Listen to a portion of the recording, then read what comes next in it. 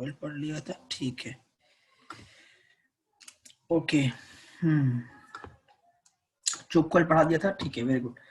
इसके बाद हमारा जो नेक्स्ट टॉपिक है बेटा वो है आरएलसी सर्किट, यानी कि एलसीआर सर्किट या एलसी सर्किट भी पढ़ो।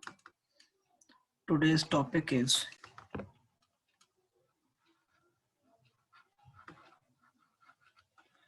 सीरीज आर एल सी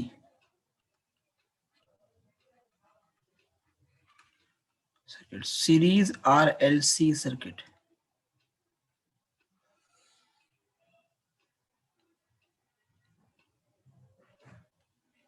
ठीक बेटा, देखो series R L C circuit क्या है। इसमें रजिस्टर भी हो, इंडक्टर भी हो, कैपेसिटर भी हो और तीनों सीरीज में लगे हों। ठीक है,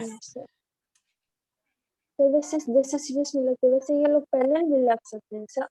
हाँ पैरेलल भी लग सकते हैं, ओके ठीक है।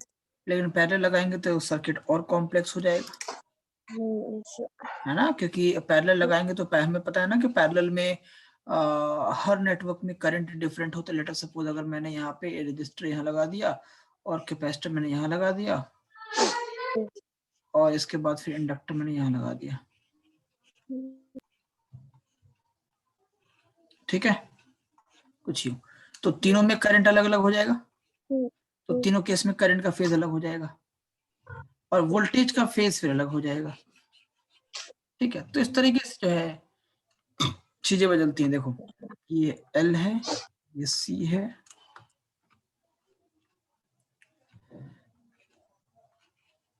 आर है, ठीक, इन तीनों को किसी एसी सोर्स के साथ जोड़ देते हैं।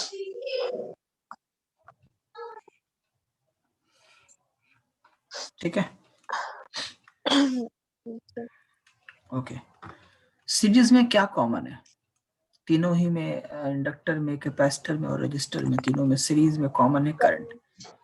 ठीक है, let us suppose the current is flowing of equation I naught sin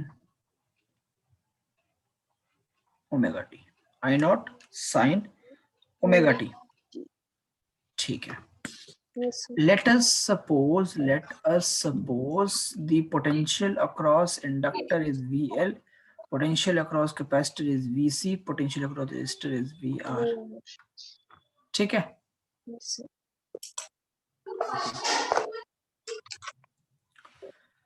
तो अगर मैं पूछूं कि रजिस्टर के अक्रॉस इंस्टेंटेनियस करंट का, इंस्टेंटेनियस वोल्टेज का क्या एक्सप्रेशन होगा, यानी कि अगर मैं पूछूं आपसे VRT, तो बेटा आपको पता है कि रजिस्टर के अंदर करंट और वोल्टेज सेम फेज में होते हैं, तो इसमें कोई शक नहीं है कि यहाँ पे ये होगा V नॉट R, रजिस्टर के अंदर पीक वोल्टेज इनटू साइन, और जो करंट का फेज ओमेगा टी वही ओमेगा टी हो जाएगा रजिस्टर में वोल्टेज का फेज। कोई दिक्कत? okay. अगर मैं पूछूं कैपेसिटर के अंदर इंस्टेंटेनियस वोल्टेज का क्या एक्सप्रेशन होगा, तो पीक वोल्टेज इन कैपेसिटर, ठीक है, इनटू साइन। अब देखो एक चीज देखो बेटा, जो फेज करंट का है वो ओमेगा टी है, और हमें पता है कैपेसिटर के अंदर जो करंट है वो लीड करता है, कैपेसिटर में करंट लीड करता है ना, लीड करता है, कितने डिग्री से लीड करता है, 90 डिग्री से लीड करता है, हाँ 90 डिग्री से लीड करता है ना, तो जो वोल्टेज, हाँ जो करंट का फेज होगा उसमें 90 डिग्री, जो करंट का फेज होगा उसमें उसको 90 डिग्री से माइनस कर देंगे तो वोल्टेज का फेज आ जाएगा, है ना, उसमें 90 डिग्री माइनस कर देंगे, ठीक है। करंट आगे है, वोल्टेज पीछे है, तो वोल्टेज को 90 डिग्री माइनस कर देंगे, ओमेगा टी माइनस 90, है ना। करंट आगे है, वोल्टेज पीछे है, यानी कि आपका जो ग्राफ था कुछ यूं था कि ग्राफ कुछ यूं था कि ये है तुम्हारा आर, इधर ही है करंट, इधर है तुम्हारा एक्सी, ठीक है। हाँ, तो क्योंकि करंट आ गया 90 डिग्री, देखो करंट 90 डिग्री करंट आगे है, तो इसलिए वोल्टेज के फेज में 90 डिग्री मैंने माइनस कर रखा है। ठीक है, अगर मैं पूछूं बेटा आपसे कि वी एल टी यानी कि इंडक्टर में इंस्टेंटेनियस वोल्टेज कितना हो जाएगा? V naught L sin omega plus 5 pi upon 2. V naught L sine omega t और plus pi upon 2। Very good, क्योंकि वोल्टेज का जो वोल्टेज होता है वो करंट से 90 डिग्री आगे होता है, लीड करता होता है। तो क्योंकि वो लीड कर रहा है इसलिए हमने क्या किया, 90 डिग्री प्लस में किया। ठीक है, ओके। अभी V naught R, V naught C, V naught L हमको चाहिए, तभी तो हम जाके एक्सप्रेशन निकाल पाएंगे। तो वी नॉट एल के लिए क्या करेंगे, पहले वी नॉट आर निकालो। V naught R is equal to क्या होगा, आई नॉट इंटू आर, है ना। वी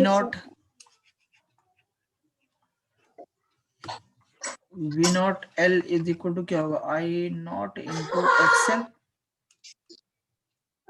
है नहीं है। हाँ, इसको आप ऐसा भी लिख सकते हो, V naught I naught into XL is equal to I naught into omega L.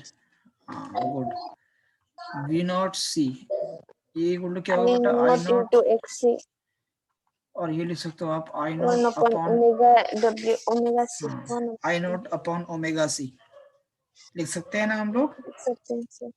Very good. Now we need to draw the phasor diagram. ये फेजर डायग्राम इस केस में कैसे बनेगा, देखो करंट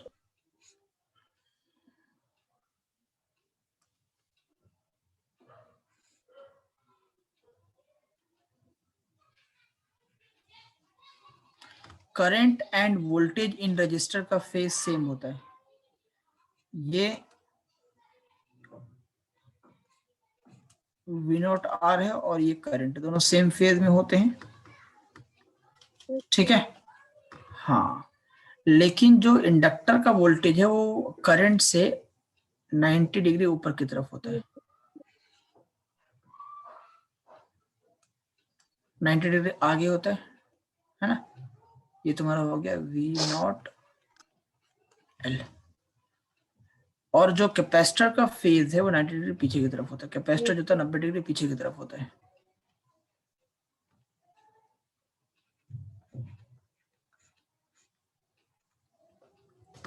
ठीक है, ये सिंपल सा हमारा फेजर डायग्राम बनता है। 90 डिग्री इंडक्टर का वोल्टेज आगे है रजिस्टर के वोल्टेज से या फिर करंट से, और 90 डिग्री पीछे है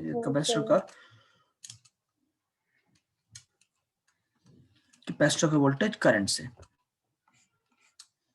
इसको सिंपलर बनाओगे रेजिस्टेंस के फॉर्म में तो आपको ये मिलेगा रजिस्टर जो करंट के फेज में होगा, ये इंडक्टिव रिएक्टेंस और ये कैपेसिटिव रिएक्टेंस।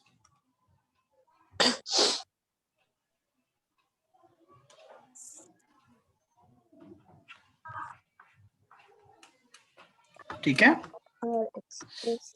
अब हमें निकालना होगा Z।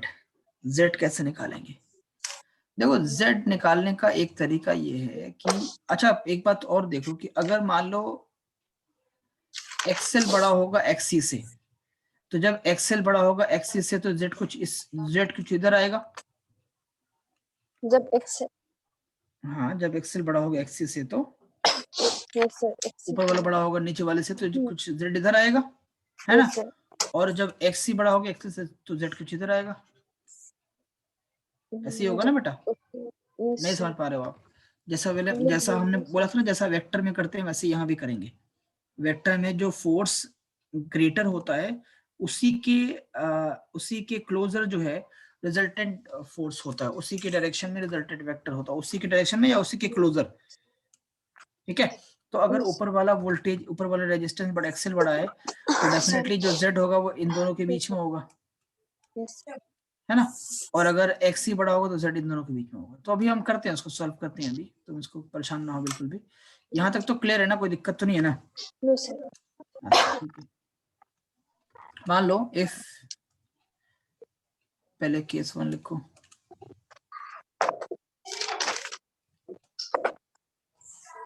केस 1 में इफ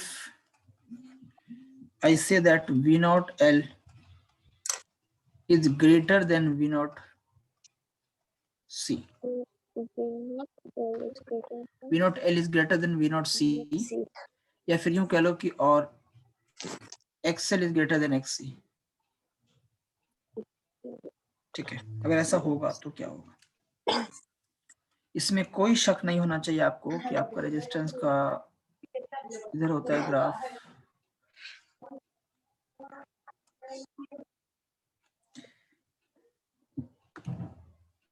ऊपर वाला ग्रेटर है तो V नॉट L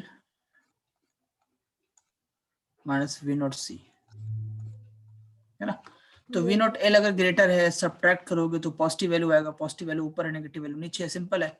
अगर देखो मेरी बात समझना बेटा, अगर मैं कह रहा हूँ कि मान लो एक ग्राफ है जिसमें मान लो ये कोई y एक्सिस है, ठीक है, या फिर मान लो कि ये तुम्हारा कोई a की वैल्यू इस पे रिप्रेजेंट की जा रही है, b की वैल्यू इस पे रिप्रेजेंट की जा रही है, ठीक है।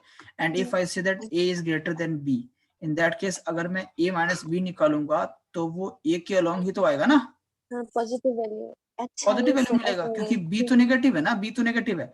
अगर कुछ नेगेटिव में मिलता तो फिर वो इधर होता, ग्राफ इसके इधर। समझ रहे मेरी बात को? Yes sir. ओके ओके, की बात है ना।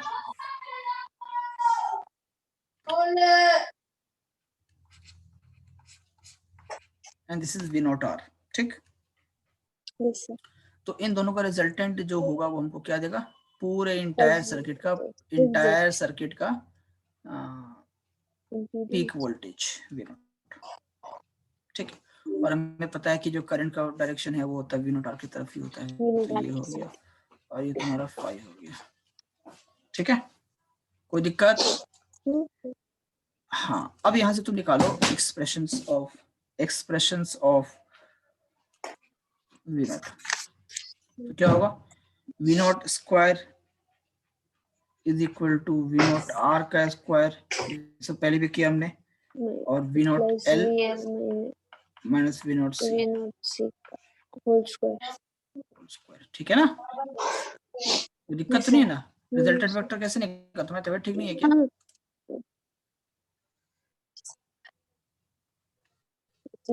ठीक है सर। नहीं ठीक तो नहीं, मुझे तो ठीक नहीं लग रहा है भाई। क्यों, सर्दी ज्यादा दिल्ली में है?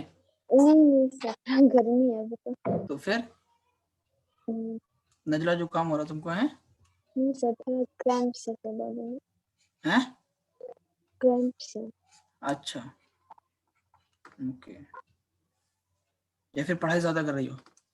नहीं सर, वैसे तो आप स्कूल का टाइम एक्सटेंड कर रहे हो। हाँ तो ऐसा बोलना था ना, नहीं सर वो तो मैं करती नहीं उसकी वजह से तो नहीं, स्ट्रेस की वजह से तो नहीं हो सकता मेरे को एनीवेज चलो। So V naught square equal to V naught square equal to V naught R square plus V naught L minus V naught C का स्क्वायर। देख बेटा, V नॉट R को क्या लिखा था मैंने? I नॉट इंटू R, यानी कि V naught R square will be I naught square और R square plus V naught L क्या होता है बेटा? V naught L is I not XL minus I not XC, है ना, होल स्क्वायर। कोई दिक्कत नहीं। यहां से देखो मैं क्या I नॉट स्क्वायर कॉमन निकाल सकता हूँ? चलो मैं एक स्टेप और बढ़ा देता हूँ, एक स्टेप और बढ़ा देता हूँ। I नॉट स्क्वायर कॉमन निकालूंगा मैं,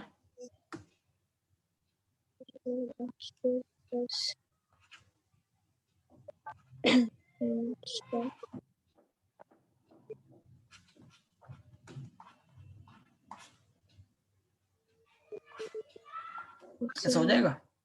दोनों में से I नॉट कॉमन लूंगा तो जो स्क्वायर है वो तो I नॉट पे भी रहेगा, है ना।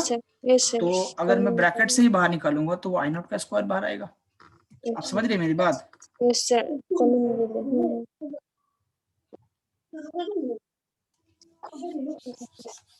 समझ रही हूँ सर, समझ गई। समझ गए ना? ठीक है फिर, हाँ ठीक है, जब समझ गए तो अच्छी बात है।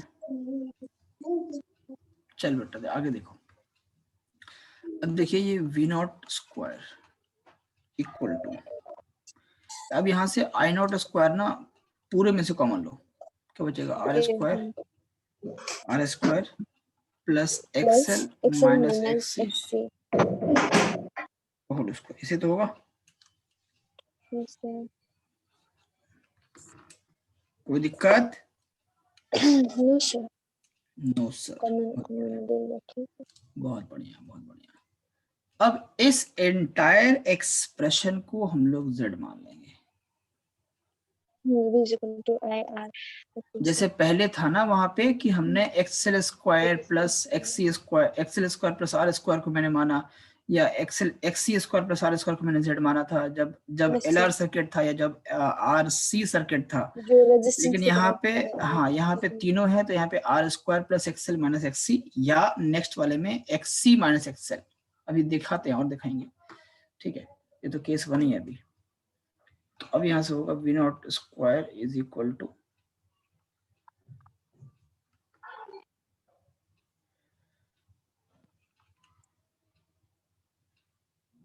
ये काम करो ना, पहले तुम इसको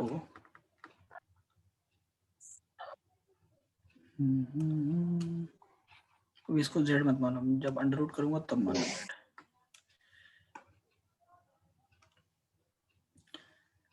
ये आई नॉट तो रूट के बाहर आएगा और ये अंडर रूट में जाएगा, R square plus XL minus XC, R square plus XL minus XC का होल स्क्वायर, ये जाएगा ब्रैकेट के अंदर, ठीक है। अब इसको हम लोग मान लेंगे क्या? z। क्या मानेंगे? z, ठीक है। तो अब यहां से तुम्हारा हो जाएगा v naught is equal to I naught into Z. v is equal to I R हमने पढ़ा था ना, ये हो जाएगा v naught equal to I naught into Z. और इसको हम लोग कहते हैं इम्पिडेंस। z क्या है? हमारा इम्पिडेंस है।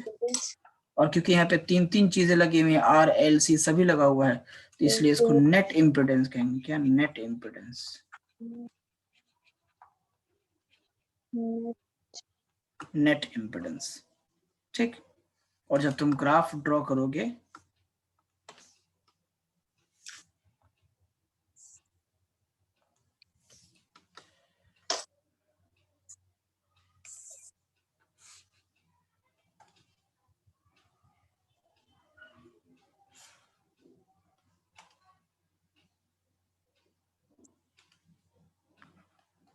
ये था एक्सएल माइनस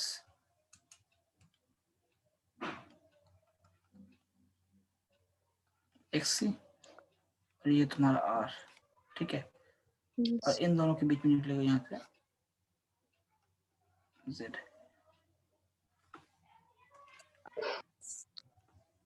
और ये तुम्हारा हो जाएगा फाई, ठीक। अब यहाँ से तुम अगर tan फाई निकालोगे बच्चे, तो tan फाई इक्वल टू क्या होगा? बोलो। हैं? आर अपन जेड होगा। Are you sure? tan equal to क्या होता है? पर अच्छा ये एक्सएल माइनस एक्सी है, पी अपॉन बी ना, हाँ पी अपॉन बी, आर। हाँ XL minus XC, XL minus XC upon R, this will be your tan phi. आया समझ? Yes sir.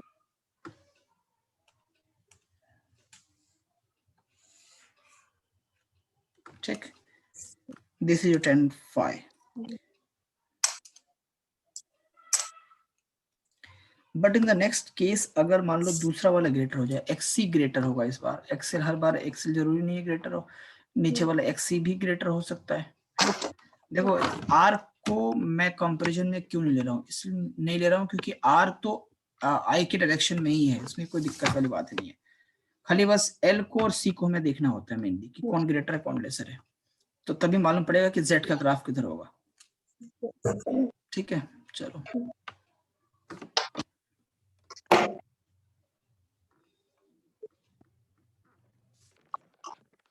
चलो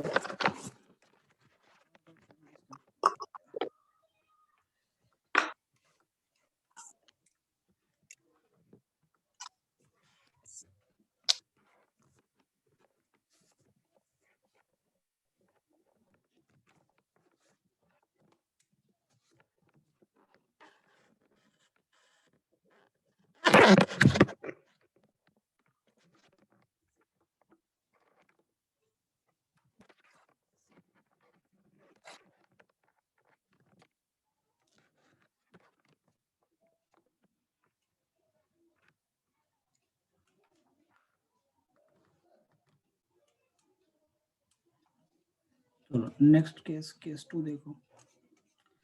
if xc is greater than xl, if xc is greater than xl, या यूं कह सकते हो, यूं कह सकते हो कि that v naught c is greater than v naught l। ठीक, इन दैट केस जो आपका ग्राफ बनेगा बेटा वो इधर होगा, ये v नॉट r होता है हमेशा, और करंट की दिशा भी इधर ही होती है हमेशा, और यहाँ पे जो ग्राफ बनेगा तुम्हारा इधर बनेगा कि that this will B xc minus xl, और आपका जो इनका रिजल्टेंट आएगा वो इधर आएगा।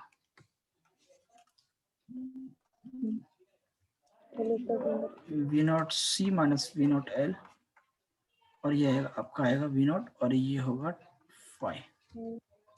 ये चीजें तो याद होंगी आपको, पता होंगी अच्छी तरीके से। ठीक है, चलो वेरी गुड। यहाँ से अगर आप v नॉट निकालोगे बेटा तो v naught square is equal to कितना होगा, v नॉट, क्या चक्कर है यार, ये पेन क्यों डिस्कनेक्ट होता है। हाँ, v नॉट r का स्क्वायर और plus v naught c minus v naught l का होल स्क्वायर। ठीक, तो v naught square is equal to ये i naught square into r square plus ये i कॉमन लोगे, i square i naught square common लोगे, ये बचेगा xc minus xl का होल स्क्वायर। ठीक है, और यहाँ से आप v नॉट स्क्वायर लिखोगे, i नॉट स्क्वायर कॉमन लोगे तो बचेगा r स्क्वायर और प्लस xc माइनस xl का होल स्क्वायर। ठीक है, फिर यहाँ से अंडर रूट लगाओगे तो v naught is equal to I naught अकेला बच जाएगा, और ये under root R square plus xc minus xl का होल स्क्वायर। ठीक है, और इसी को हम क्या बोलेंगे, z यानी कि net impedance of RLC circuit या LRC सर्किट जो कहने का हो। So v naught is equal to क्या होगा, आई नॉट इंटू z। बात समझ रही हैं आप मेरी। इस केस में, हाँ इस केस में ये R होगा, ये तुम्हारा xc माइनस xl होगा, और ये तुम्हारा z होगा, और ये तुम्हारा phi होगा, इधर तुम्हारा i होगा। अब यहाँ से तुम निकालोगे tan phi, तो tan phi को क्या होगा, p बाई b, p कितना है पापा, xc minus xl upon r। तो यहाँ से phi भी निकाला जा सकता है, यहाँ से phi भी निकाला जा सकता है। ठीक है बच्चे, कोई दिक्कत?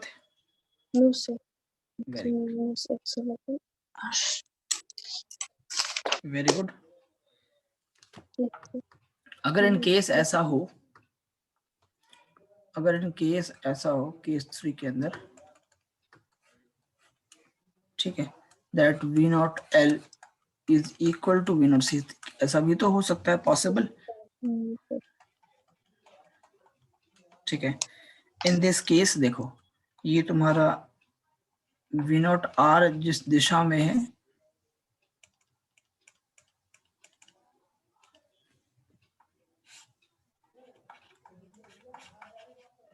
उसी दिशा में तुम्हारा करंट भी होता है। ठीक है, और उसी दिशा में तुम्हारा v नॉट भी आ जाएगा, क्योंकि हाँ, क्योंकि जो एक्सएल और एक्सी बराबर है ना, ये तुम्हारा एक्सएल ये v नॉट r है, और ये तुम्हारा v नॉट l है।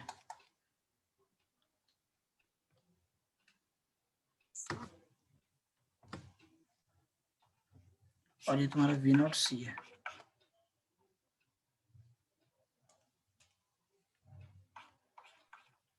जब ये वाला पार्ट और ये वाला पार्ट आपस में इक्वल होगा, इनका रिजल्टेंट क्या होगा बीच में, है ना?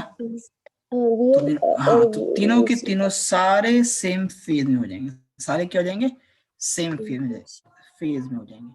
यानी कि जो वी नॉट आर का एक्सप्रेशन होगा, जो फेज होगा, वही एक्सप्रेशन वही फेज वी नॉट का भी होगा। यानी कि ये कंप्लीटली ये प्योर रेजिस्टिव सर्किट बन गया। प्योर रेजिस्टिव सर्किट, जो नेट रिजल्टेंट है वो वी नॉट आर के जैसा ही है, उसी के फेज में हो जाएगा। उसी के फेज में दिख भी रहा है, वी नॉट का फेज सेम है, दोनों सेम डायरेक्शन में है। तो इस वजह से हाँ, दोनों का फेज सेम लिख सकते हैं। ठीक है। और इस केस में तुम अगर देखोगे गौर से तो तुम्हारा जेड आर इधर ही है। ठीक है। और तुम्हारा एक्सएल और एक्सी क्योंकि इक्वल है, यहाँ पे ये एक्सएल था तुम्हारा और ये एक्सी था तुम्हारा, और क्योंकि ये दोनों आपस में इक्वल है, क्योंकि एक्सएल और इक्वल है एक्सी के, तो जो तुम्हारा आर बनेगा इसी डायरेक्शन में जेड हो जाएगा, ये आर उसी डायरेक्शन में जेड भी हो जाएगा, है ना? और आर और जेड आपस में इक्वल हो जाएंगे। ठीक है। और आर जेड जब इक्वल होगा तो V naught equal to I naught into Z लिखो या आई नॉट इंटू आर लिखो, एक ही बात है, कोई दिक्कत वाली बात नहीं है। ठीक है। और एक बड़ा इंपॉर्टेंट टॉपिक यहाँ से निकल के आता है जिसको हम लोग कहते हैं रेजोनेंस कंडीशन, और ऐसे कंडीशन को हम लोग कहते हैं रेजोनेंस कंडीशन। हाँ, रेजोनेंस कंडीशन। जब एक्सी और एक्सएल इक्वल हो जो होगा तो आर और जेड, आर ही जेड के जैसा बिहेव करेगा, जेड ही आर के जैसा ही बिहेव करेगा। ठीक है। ये इंपॉर्टेंट टॉपिक है, हम लोग पढ़ेंगे आगे। अभी ये हम लोग इसको माइंड में रखते हैं कि हम लोग पढ़ने वाले हैं। ठीक है। अब इसके बेस पे कुछ रिलेटेड क्वेश्चंस कर लेते हैं हम लोग, जो अब तक पढ़ चुके हैं ना। अब ये छोटा सा पार्ट ज्यादा बच नहीं गया इस टॉपिक में। ठीक है। कुछ रिलेटेड क्वेश्चंस करते हैं और हम लोग खत्म करते हैं इसको। देखो, जैसे मान लो for example we have an RL circuit,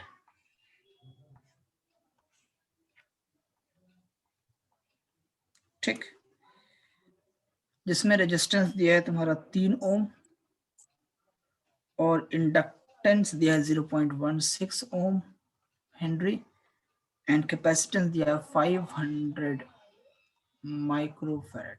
ठीक। In that case, if current is given out to be 10 sin 100 t,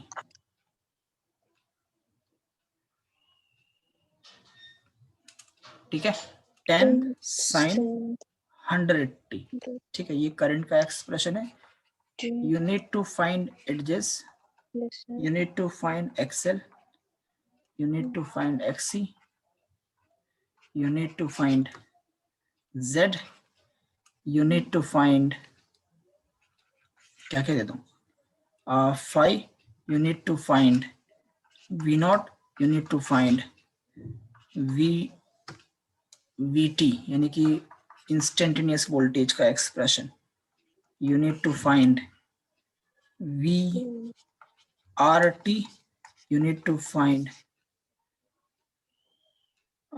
VLT, you need to find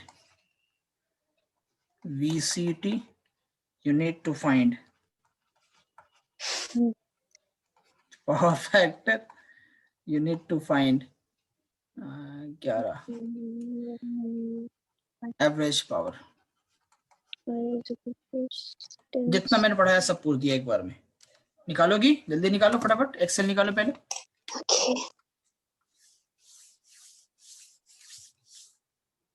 Excel equals to omega L 10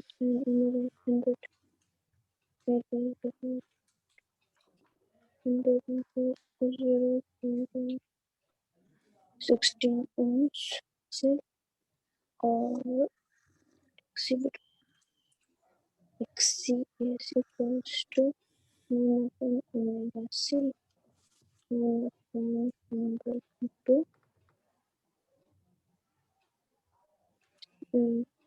100 into C 500 into 10 raised to power 6 to 150 into 10 raised to power 10 raised to power 10 raised to power 2 10 raised to power minus 2 10 raised to power minus 2 तो 10 into 100.5 20 20 is equal to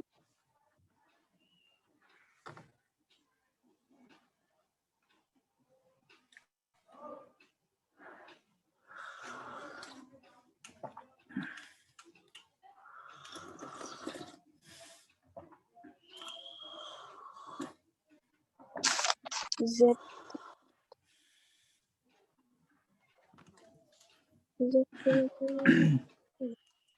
Victoria square plus XL minus XC XL minus X R square 3 by square 3 by square 3 by square plus XL XL secant square plus minus XC square 2 Z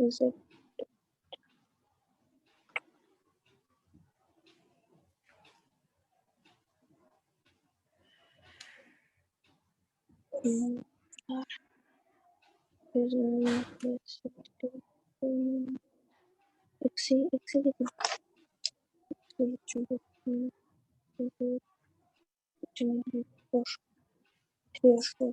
5 Z is 5 ohms तो Z is 5 fourth पे 5 निकालना है sir fourth में आपको 5 निकालना है yes 5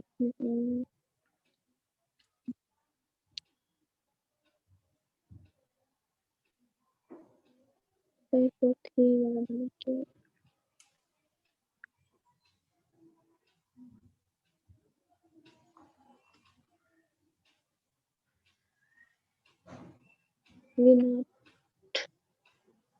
V0 तो 50 volt V0 तो 50 है VT है V0 तो काफी है तो इसी में करंट तो I V0 तो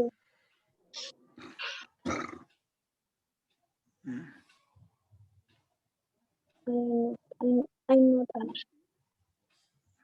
I not तो 10 R है 3 तो 30 sin ओमेगा t और VL होता है plus 90 I not L XL I not into XL sin 100 plus 90 1 I not into XL I not into XL 60 160 160 sin 100 t plus 90 और VCT आएगा VC 100 minus 90 तो I into XC I not is 10 XC is 20 200 sin omega we are VCT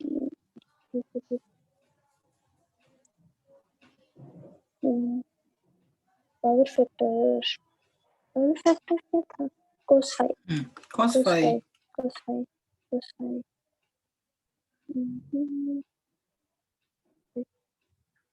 3.5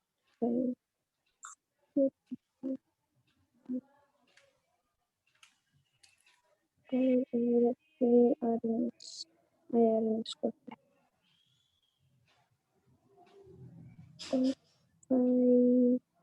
cos 5 3.5 आएगा हाँ cos 5 निकालो 5 निकल गया ना तुम्हारा 5 कितना डिग्री आया 53 हाँ तो cos 5 की वैल्यू निकालो 53 का ट्रायंगल बनाओ 3.5 तो फिर पावर एवरेज का formula VRMS VI VRMS IRMS cos phi तो 50 upon root 2 50 upon root 2 into IRMS होगा 10 upon root 2 into cos phi आएगा 3 upon 5 तो 5 ओमेगा कितना है बेटा 100 इंटू एल कितना है 0.16 150 तो ये होगा volt 16 ओम और ये एक्स सी इक्वल टू कितना होगा 1 अपॉन ओमेगा सी तो ओमेगा कितना 1 अपॉन 100 मल्टीप्लाइड बाय सी कितना है 500 माइक्रोफैराड पर माइनस 6 10 की पावर 6 अपॉन 5 इंटू 10 की पावर 4 100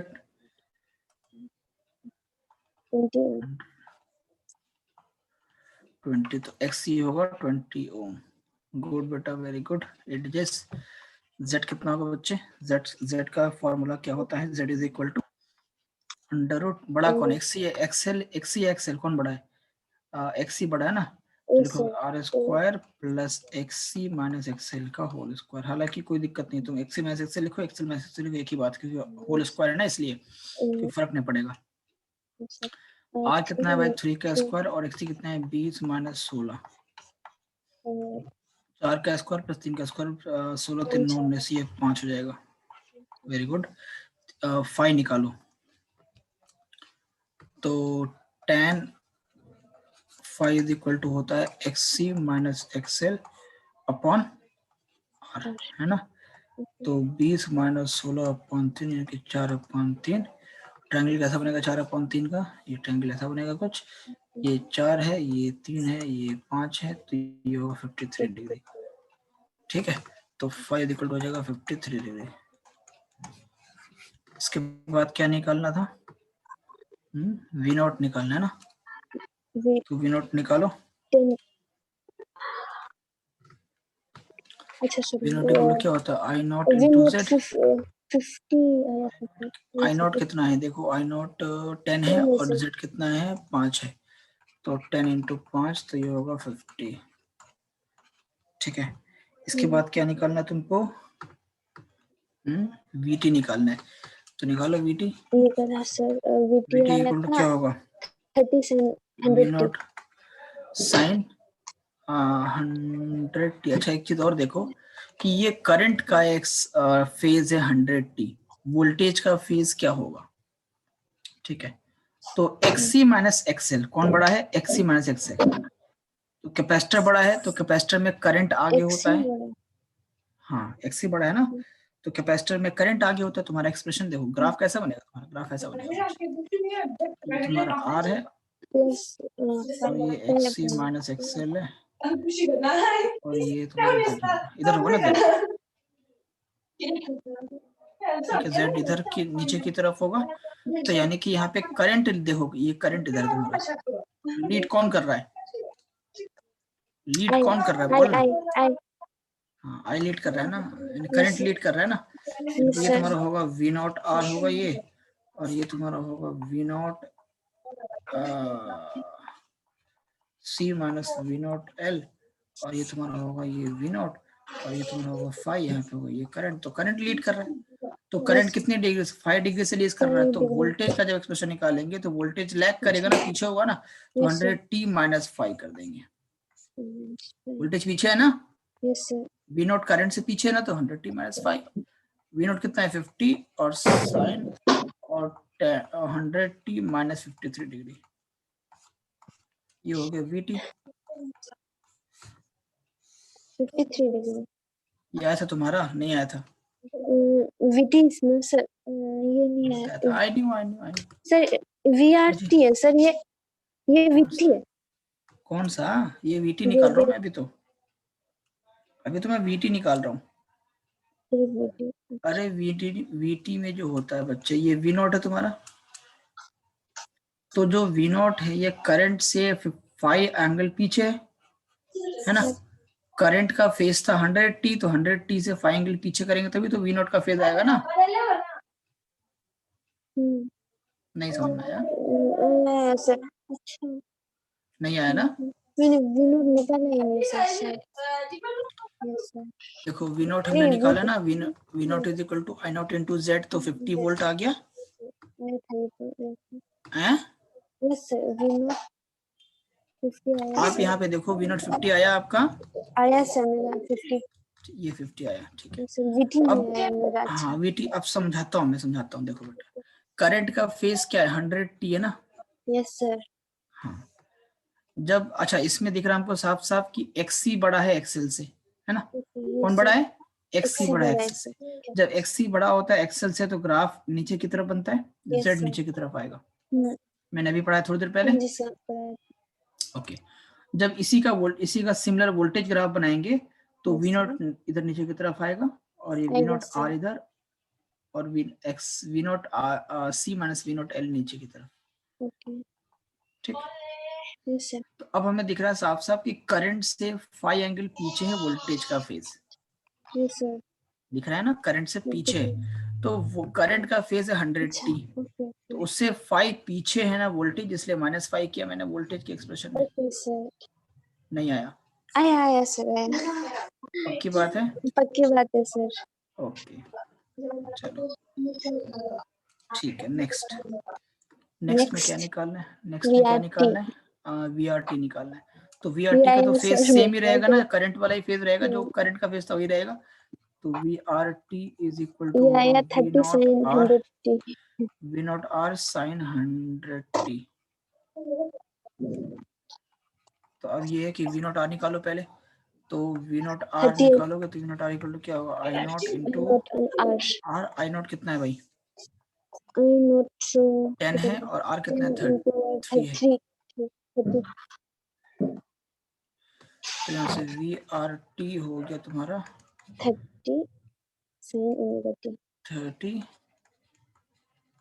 sin 100t। तो अब इसी तरीके से V नॉट R निकाला था मैंने, तो V नॉट L भी निकाल लो और V नॉट C भी निकाल लो।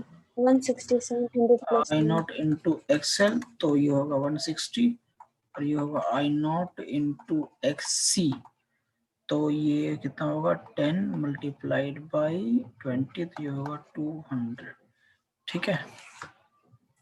यहाँ से अब निकालना है VLT, ठीक है। तो VLT कितना होगा? V naught L into sine 100t, ठीक है। एक चीज और है, जो करंट का फेज है उससे 90 डिग्री आगे होगा वोल्टेज का फेज इन इंडक्टर। L वाला आगे होगा, C वाला पीछे। हाँ L वाला आगे होगा, तो प्लस π/2। नहीं है ना समझ? आया सर, इसका आंसर मैंने निकाला था सर, 160 100t प्लस 90 और दूसरे का 200 sin 100 minus 90। Very good adjust, very good.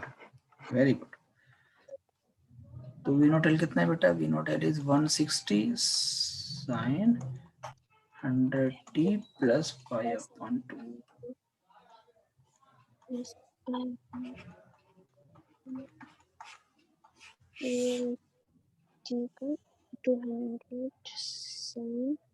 ठीक है। अब निकालो VCT, तो क्या होगा? V naught C sin 100t minus π/2, क्योंकि करंट लीड करता है कैपेसिटर में, है ना।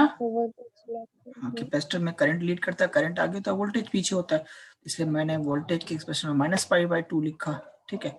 V नॉट C कितना है बेटा? 200, तो 200 sin 100t माइनस π/2, ठीक है। ये हो गया VCT। Very good. इसके बाद फिर क्या निकालना हम लोगों को? Power factor and average power. तो power factor cos phi equal to कितना होगा? cos 53 degree. तो बेस अपॉन हाइपोटेनियस, ये होगा तुम्हारा 53 डिग्री का ट्रायंगल, ये होगा 53 डिग्री, ये होगा 4, ये होगा 3, ये होगा 5, B/H, तो 3/5, ठीक है। Sir.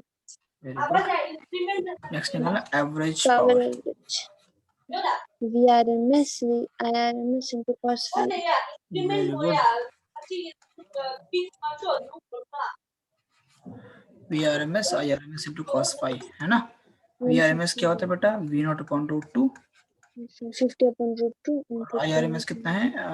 10 upon root 2 I0 upon root 2 into cos phi कितना है? Cos 3 upon 53, 5. ठीक है। तो V0 की वैल्यू कितनी है? 50 upon root 2 50 50, upon root I0 कितना है? 10 है, 10 upon root 2 तो 50 into 10 upon 2 कर सकते हैं, कर सकते हैं सर। इंटू कितना है ये? B upon H 3 upon 5, है ना? 150. तो 2 5 या 10। अच्छा ये 5 से काटो, 5 से ये 5 ही काट दो, खत्म। 5 15 150। तो average power equal to 150 watt. Average power कितना हो गया? 150 watt. 150 वॉट।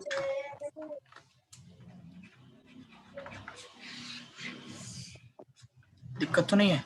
No sir. समझ में आ गया? यस सर, बस वीटी नहीं निकला। बस खाली वीटी में स्टक कर गई नहीं? Yes sir. अच्छा एक और क्वेश्चन दूं, यस सर। इस बार थोड़ा सा अलग दूंगा। रजिस्टर, इंडक्टर, कैपेसिटर,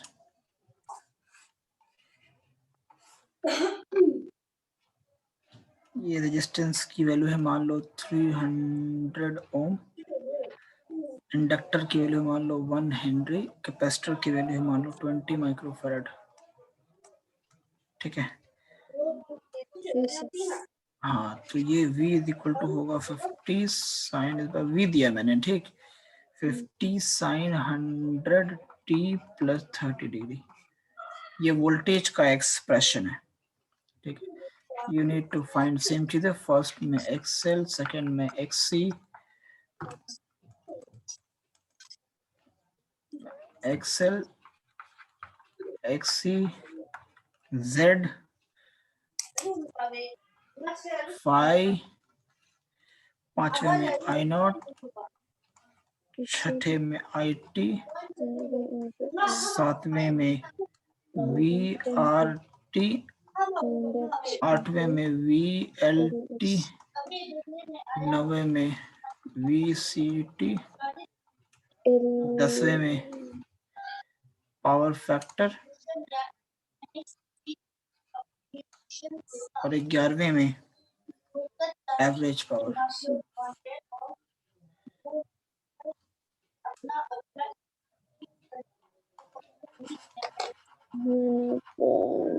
चलो जल्दी फाइंड करोगी बेटा? Yes sir. नहीं? Yes sir, yes sir. अच्छा हमें लगा नहीं सर, कैसे सीधा डायरेक्टली डिनाइंग। नो सर, कर sir. Omega C, omega S, omega H 100 C is 25, तो 20 into 10 is to power 6, तो ये ऊपर ऊपर तो ये 10,000 अपन में 2, तो 2 2 5 are 10, 2 0 0 500 ohms. XC फिर Z is Z under root R square plus XC minus XL का square, ये 300 का square plus 400 का square, तो 6 7 18 500 Z और 5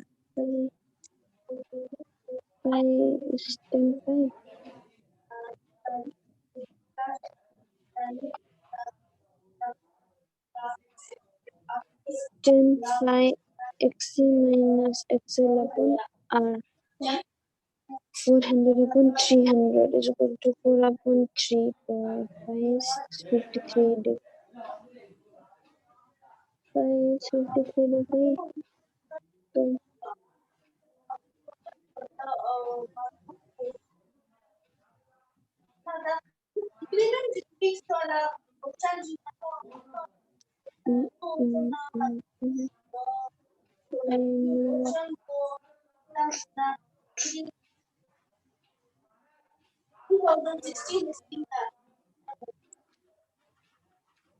I